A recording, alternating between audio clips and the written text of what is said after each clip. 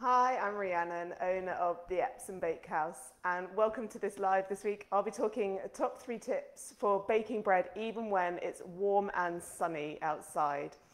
If you're enjoying these bread making tips and you want to hear more, then you can sign up for my regular newsletter, and the link is in the comments below. You get more bread making tips, recipes and more, so do sign up if you'd be interested. So this week I'm talking about baking bread in really hot weather, and if you're in certain parts of the UK like I am, it's a really hot and sunny day today. And so I thought I'd talk about baking bread even when it's hot and sunny. And you might not want to get in front of the oven or be in a kitchen on a day like today, but if you would like to bake bread or you need to, then here are my top 3 tips. First, I just thought I'd quickly talk about baking, what happens in your dough when it's warmer. And you might have read in recipe books, you're using warm water, you are putting the dough somewhere warm to rise. It's all about keeping it warm, and that helps the dough rise more quickly, which you might think is great. You can move on more quickly and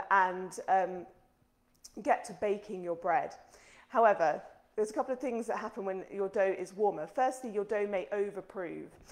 So your dough will rise really quickly, and you are then struggling because what's happening is the yeast are working more quickly at warmer temperatures. They're working through the starch, that's their food in the flour, and they're eating through the sugars to produce gas to rise your dough. And there's only a limited amount of that in your dough. So as they're working more and more quickly in warmer temperatures, they're more likely to run out and your dough overproves. The yeast can no longer produce gas to rise your dough, and it starts to collapse on itself.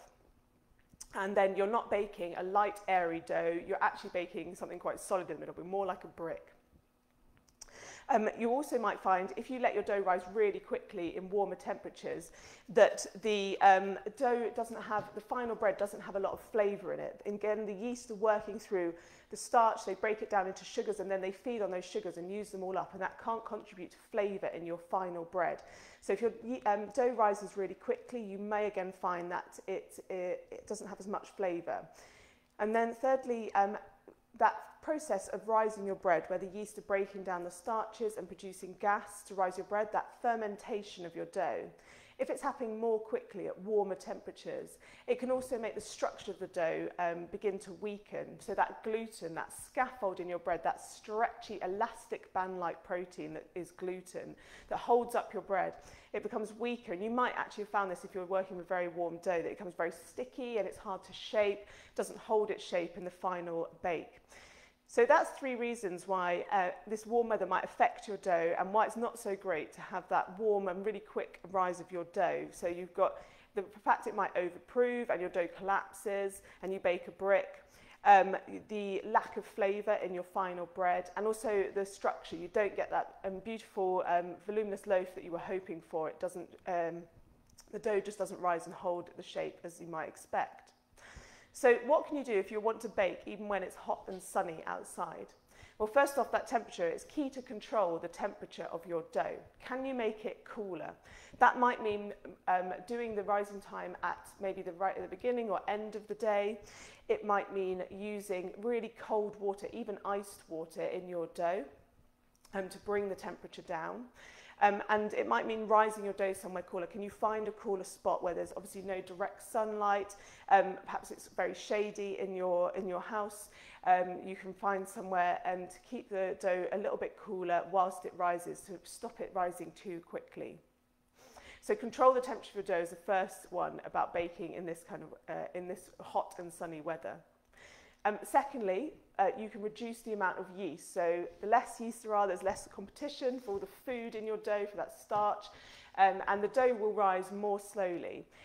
So you could reduce the yeast, say, perhaps by a third to a half of the amount stated in your recipe, especially if you're using the commercially available dried or easy bake yeast. It's relatively easily done to reduce the amount of yeast that you put in, and your dough will rise more slowly.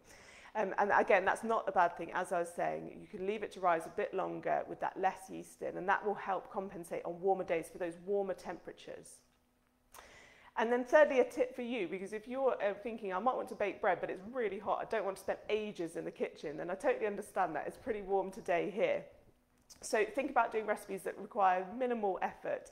So you could do, for example, my 2 ingredient flatbreads, and they actually bake on the hob within about 10 minutes, you're done. So no need to turn the oven on, and it's a really quick recipe. So something that you can do, and perhaps when it's warmer, and then they're really great to eat, for a quick lunch.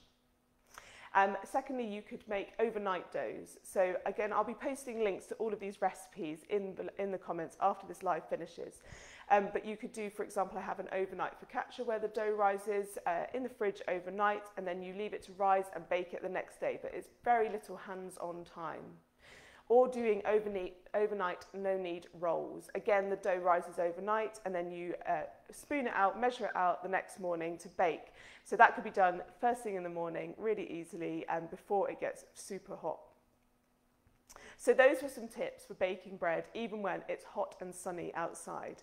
Let me know if you are thinking of baking, and do check out the recipes if you are thinking of baking when it's a bit warmer, and if you want to do something that doesn't take quite as much effort. And again, if you've enjoyed these bread making tips, then do sign up for my regular newsletter. The link is in the comments below. And if you've got a bread making question that you'd like answered on a future live, then again, post it in the comments. I'd love to hear from you. If not, I will say bye for now and see you again soon for another bread making tip live.